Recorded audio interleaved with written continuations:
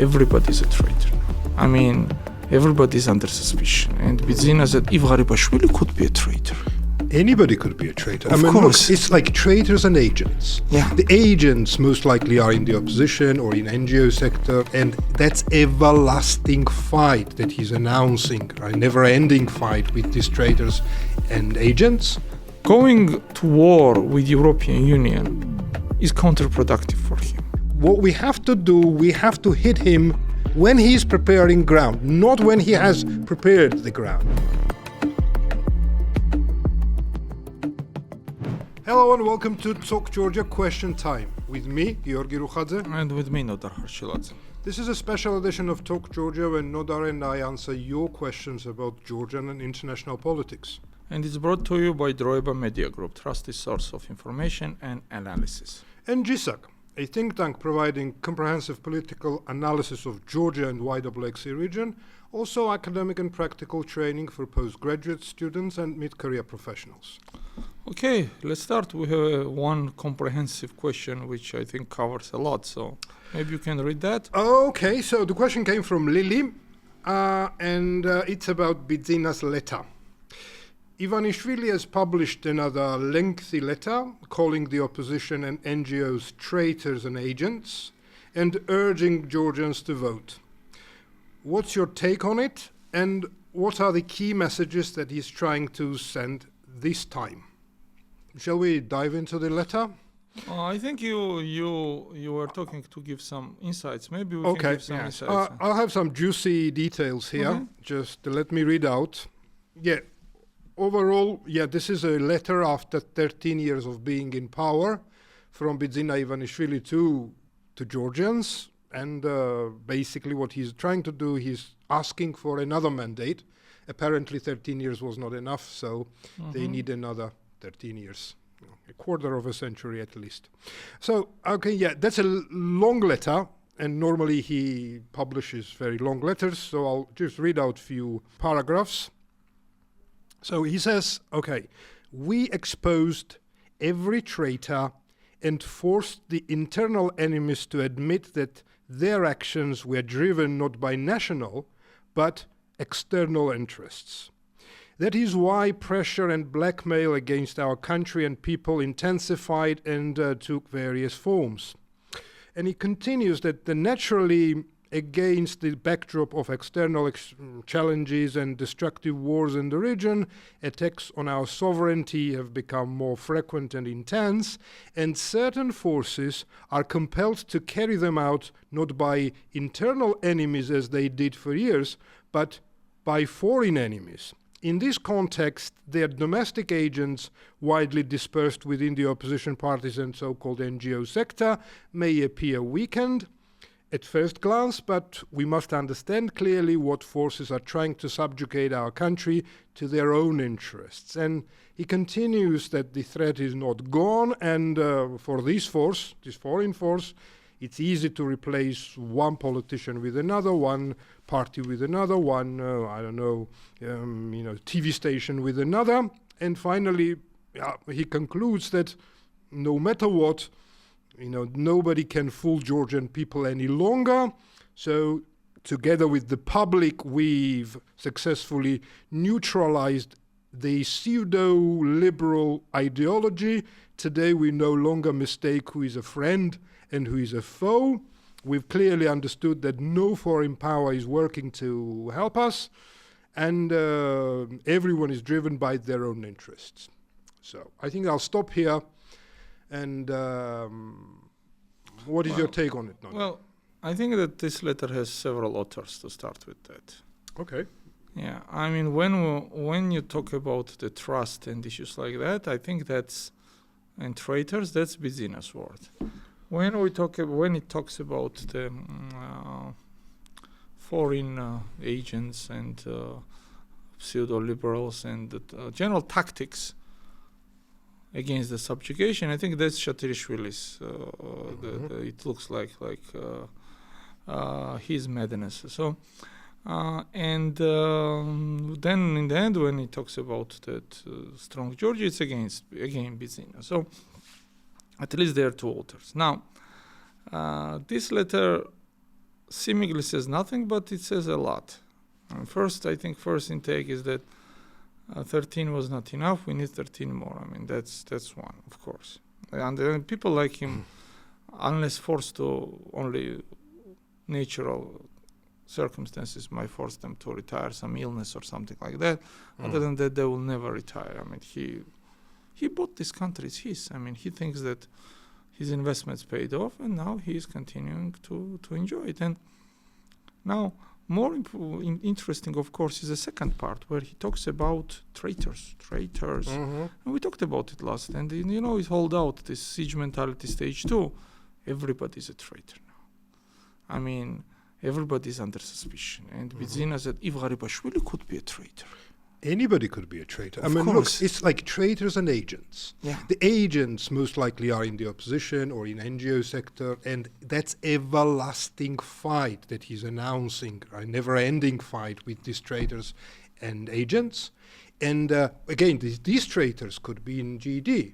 And, as you mentioned, Garibashvili was a traitor. Who could ever imagine that he could be a traitor? He's not yet declared as a traitor, but... Burjuladze is a traitor. Yes, Minister Gharia was a traitor. Gharia is already... If you ask Bidzina, I think he said on one dinner in GD, even one of the Christ disciples was a traitor. So if that standard cannot hold, what you can ask from mere mortals, which are the Georgian dream, not much of once, and that will continue now. Now prosecutions will intensify.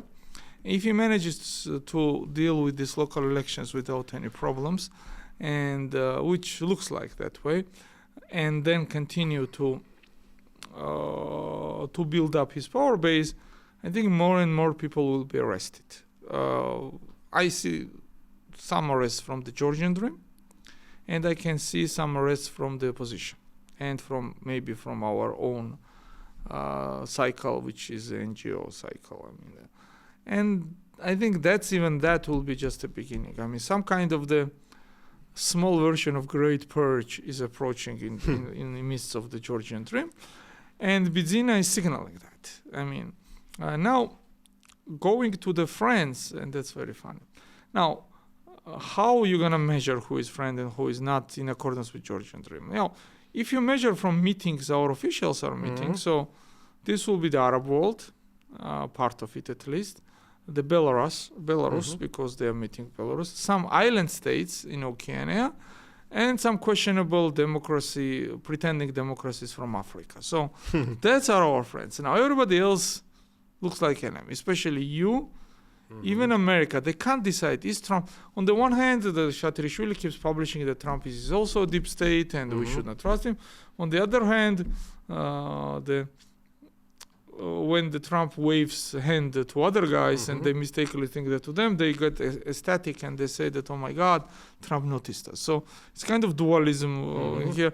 I think if Trump even makes one call or something, he will immediately be honorable friend in every friend books.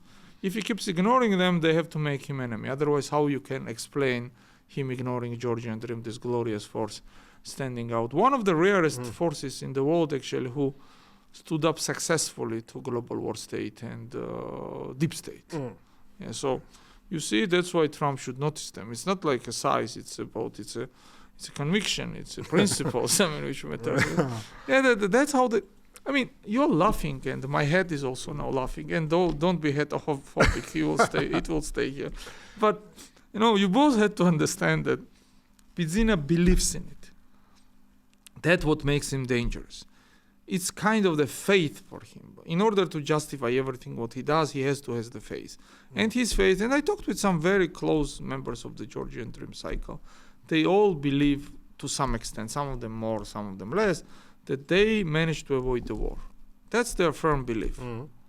Yeah, it comes from a few European parliamentarians who misspoke, but they did not search the facts. They took these small things and made, I think that they are very good DNA specialists in Georgian dream because they make elephants out of flies. And that was the one elephant, particular one, which they make out of that fly.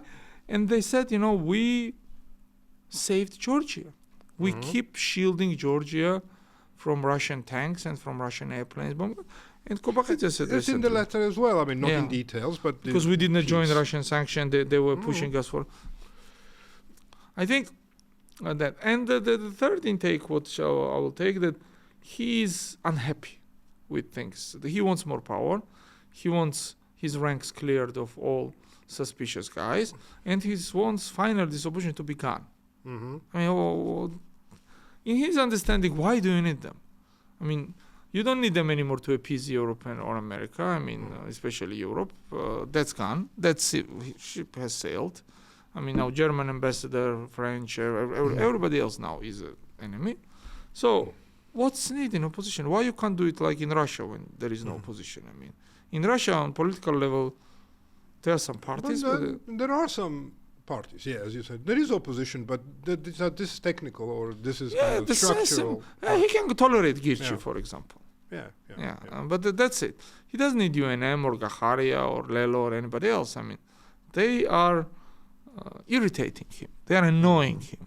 And after 13 years in power, he doesn't want to be annoyed anyway. I mean, and you think that it's fault of his team that's in 13 years they could not finish UNM, and now they have to start from there. So that would be my sum up of his very comprehensive letter, long and sometimes very tedious one. Okay, I think that the first thing what we need to say is that it's not the first time that he publishes letters. I mean, this kind of communication is his kind of style. I remember in 2012, or it was in 2011 or 2012, I think in 2012 it was when he published his first letter before appearing in politics. And I read that, and it was incredibly long one. I mean, that was probably the longest one he has ever published. And I laughed a lot about that, how unthinkable, I would say impossible it seemed to me what he was claiming that time. And now he's been laughing for the next 13 years, not me. But again, it's important thing that what he does, he publishes those letters, and in those letters he says he projects future. No matter how unthinkable or impossible you might deem it, the practice showed that he manages to fulfill almost all the kind of points that he publishing in his letters. Although for a cost. Okay, of course, I mean, it comes with a cost, but he does that. And it is important to realize that how he does that. And what he does, while it seems impossible or unthinkable, he prepares ground for it.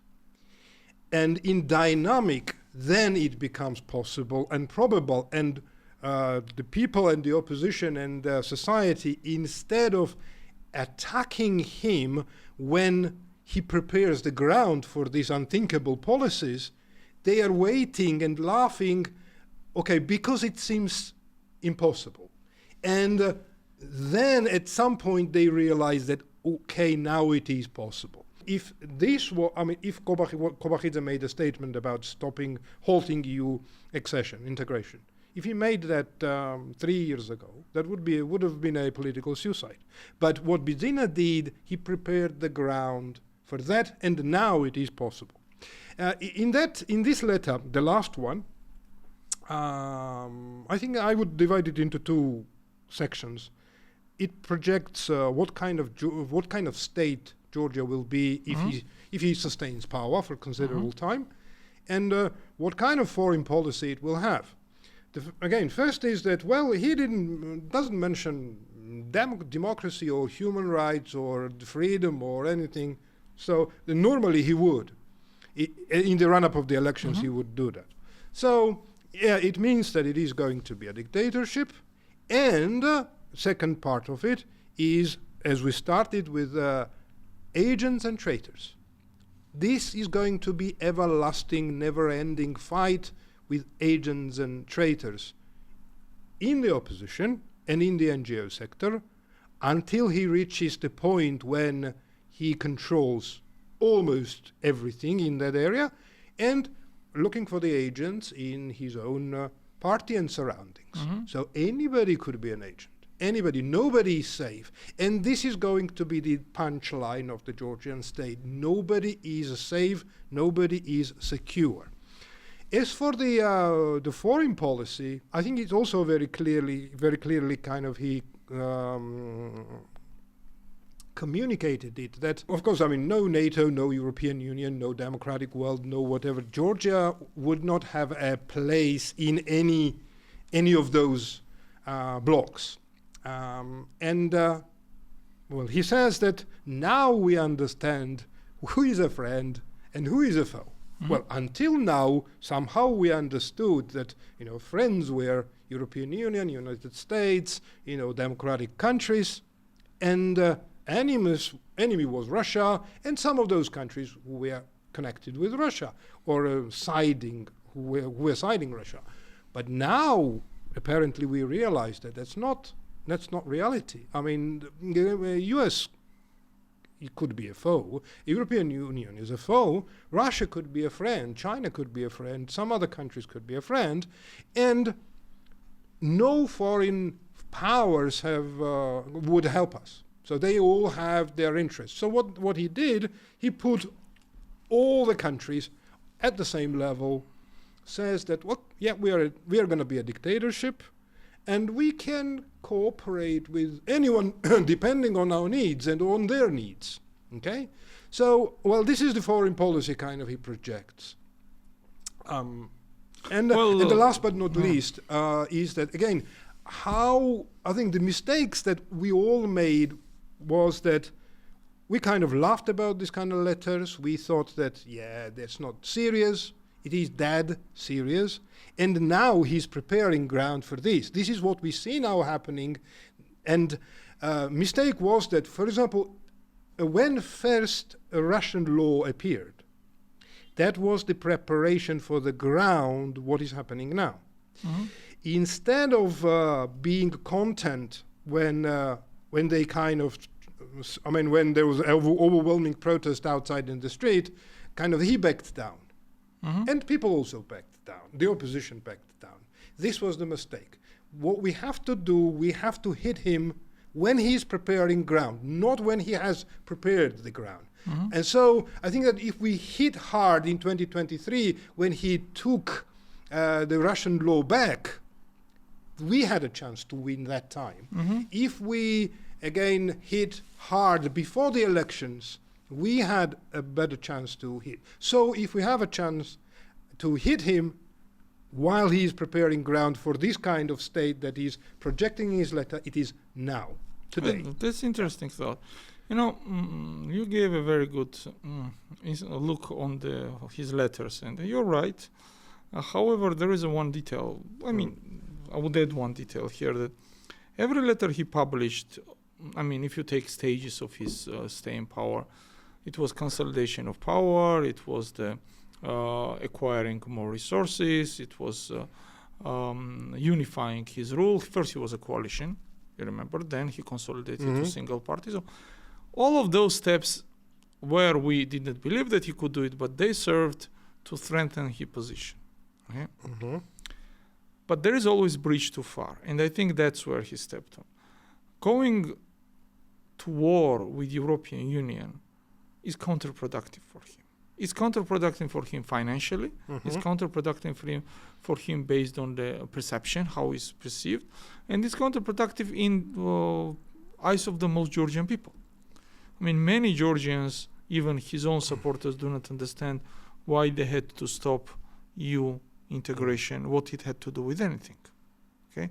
This very dear friend, Mr. Orban, is a part of EU. And he continues to say he never left European Union. So I think that this process will be counterproductive not only on conceptual level, but if and when visa liberalization is halted and hundreds of thousands of Georgians are possibly kicked from European Union, and you have a huge masses of active unemployed and angry people here, it will be very hard for him to handle that.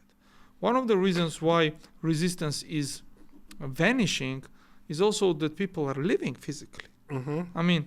I was looking on the statistics, and up to 800,000 Georgians are in European Union. And these That's are quite a mostly, lot, yeah. these are mostly very active,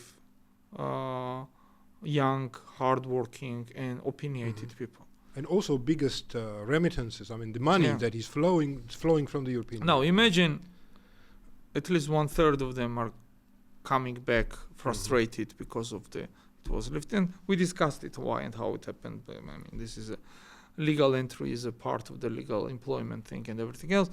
Not only they will be harmed, but the families, dependents, who they were sending money, would not be receiving any money because these people come here physically. And they will, so you have to multiply this number by 2 at least. So then you have what you don't have for last year. You have like at least several 100,000 more angry people who just lost their limited but maybe acceptable welfare because of the Bidzina's this thing. So I think it's the first time when before it affected some political parties, it's affected some parliament, election systems. It did not directly affect people. It did in a long term, now they don't, but at that time it was very hard to feel that.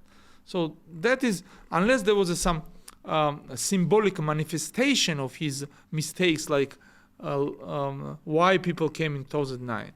Gavrilov in a chair from which independence of Georgia was declared, reinstating of independence by, I believe, President. A few hundred people knew about that. Yeah, but again, then the media took it and multiplied. So symbolically, it looked very ugly, okay, and people got insulted. So unless there were such a symbolic things, most things did not touch ordinary people. Now, first time in his stay, it does. And you can see they're nervous about it. They get talking that you should not sacrifice our sovereignty for a visa regime. But it's not about visa. It's not about travel. It's about employment. It's about survival for many people. So once this removed, agree but disagree, and then I'll kind of voice my. Far greater people stepped too far. Okay, in history. There are crises which he can, and while he considers himself as a strategist, and he does, believe it or not, I mean, yes, he does, of European level, he says, and his entourage, that he is a now politician, one of the top politicians in Europe, so he managed to maneuver. This latest thing, I'd say that was the easiest thing to do and most stupid thing to do. He just, in order to fortify his own propaganda in country, he paid enormous cost, which is isolation, self-isolation, and confrontation with European Union and possibly with the United States. So cost is so high that it doesn't justify any gains inside the country. He actually questionably got some votes during the parliament election. There was no need in 1 month to declare halt on European Union and to declare rest of the civilized world as enemy. So I think that is a huge mistake, which at that time affected people only psychologically, because some of us got angry, got to Rustaveli. But now chickens will come home to roost. And this will affect not psychologically, but very physically, when people are losing their jobs in European Union, they are forced to leave, and they're coming here in tens and hundreds of thousands. So this year and maybe next year will be time when there will be bill for him to pay. And I'm not sure that he can handle it. He doesn't have such a strong unity, even he's in his own party now. And that also affects things. Okay, something that you're saying is very logical, I would say, and I would 100% agree. If I was not thinking that Bidzina doesn't have this entire freedom of implementing the policies as he wants. I think that the Russian factor comes in here, in my opinion, and that now his government and also his country, Georgia, is so much dependent on Russia that don't rule out that he has to kind of fulfill some of the Russian wishes there. And what is happening now with the European Union, with the United States, when this strategic partnership ended and the integration ended, well, this is what Russia wants. This is Russia's strategic aim. And Yeah, it could simply. I mean, logically, yes, it is very expensive to do these kind of things for Bidzina, but it will be a lot more expensive if Russia gets angry for him. So I think that. But it doesn't change anything. I mean, well, it doesn't. But then, what we are talking about, we are explaining why on earth Rukhadze came out and said this. I understand. Well, this explains that. If you bring Russian factor, this might logically answer some questions, but it does not cancels all the negative consequences. No, moreover, not if at all. leaked, even it makes it worse. more. Yeah. So I think he has to still pay for his. Yeah, I mean, I'm not saying that he made a mistake by just going crazy. He might made this mistake by Russian pressure, but mistake was made. I mean, so far he always managed to keep Russians in bay without harming himself. He would do small nasty things, and West will be a bit angry with him, but then he would pacify them as well. Yeah. This time he could not. I mean, because of Ukrainian war, because of Russian invasion, world become black and white. We know that in many ways, and it was, to give him credit, it was way harder to do it than it was in 2019 or 2021. But on top of that, he was very brutish and even very. It was like amateur hour of the actions, how to do not do that. Okay, and his simplistic but effective policies didn't work this time. Europe got objectively not only angry but frustrated with him. Absolutely. And it's not emotional response; it is institutional response. Europe is not. We still need to see that. So how but it's getting. I mean, yeah. so many things have been stopped. I mean, financial assistances to state. There is already limited visa liberalization halt. So, I think it's getting there. You want to say something? Yeah, what I want to say, I want to go back to what I said at the beginning, that, well, the Bidzina is preparing ground for this kind of state. So it means that European Union and United States, well, I know that United States is busy with its own going on, but European Union should hurry and hit hard as soon as possible, because when the ground is prepared, even for visa-free travel suspension, it wouldn't have an effect. Again, because he is preparing the ground I think emotionally as well as, yes, still, but it would have less impact. The sooner it happens, the bigger impact it will have. I think impact will be the same, but you're saying he can handle some of the impacts by preparing. He can't reduce the impact, but he can handle some impact, because same number of people will come back home angry. Will he prepare or not? So he can be prepared. Okay, now. Again, I have to the double down on this, that like visa liberalization, first time in Georgian history, as a part of our foreign policy interaction with the West, was the first tangible achievement of Georgian state. Okay, neither NATO integration things nor even the CFTA was, because it touched very minority, and in order, in fact, to spread to employees, it's a very long process, and we did not get there because they now depended on Russia. And that was thing which he strongly used to send people just away. So those people would be here now, and imagine now, protest would be. Now, the same hand which enabled him might disable him. Okay, and I don't think that he can prepare for that. He can try to minimize the effect, and doubt he can do it, because, and it's not a part of the letter, but very quickly, how he handled opposition and people before. One was his corrupt elites, and second was the street. Now he is in fight with both of them. That's right. I don't think that this time he will succeed if I think halting of visa liberalization will be key factor, which this last straw which can break the camel's back here. These hundreds of thousands of people coming back, I don't want to see this. So they're suffering, but that's where Bidzina is pushing us. So that will bring the enough people, not just to close down Rustaveli, but to make life miserable for him. And they know. He tries to prepare. You're absolutely right. He lays the ground. Propaganda is working. Everything is working. But, I mean, sometimes headache medicine will not save you from cancer. Okay, I mean, I understand. Yeah, I understand your point, but still I'm a bit skeptical about that because I think it is already too late.